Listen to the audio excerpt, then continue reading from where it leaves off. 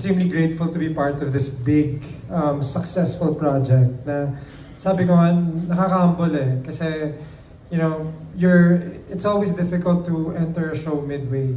Pero parang, when you look at the cast, diba? When you look at everyone here, totoo sinabi ni Miss Osang eh, you're in the presence of greatness. And just here alone, dalawang mentor ko nandito, Tito Ronnie and Tito Pen, and then may Masayang-masaya si Jake Cuenca dahil napabilang na rin sa mga pinakabagong karakter na aabangan sa FPJ Batang Quiapo na pinagbibidahan ni Coco Martin.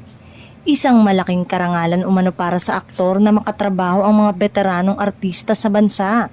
Nakangiting pahayag ni Jake sa ABS-CBN News. Ngayong buwan ay ipinagdiriwang ng nangungunang teleserye sa bansa ang ika-2 anibersaryo. Maraming proyektong pinagsamahan ni Coco at Jake ang naalala ng aktor nang nabalitaan na magiging bahagi ng naturang serye. Nag-flashback sa akin ang tayong dalawa, ikaw lamang at Panday. Mahalaga para kay Jake na mayroon siyang mga natutunan bilang aktor sa mga proyektong ginagawa. Lubos rin ang pasasalamat ng binata dahil sa pagkakataong mapabilang sa serye. As an actor, you grow through experience, through project.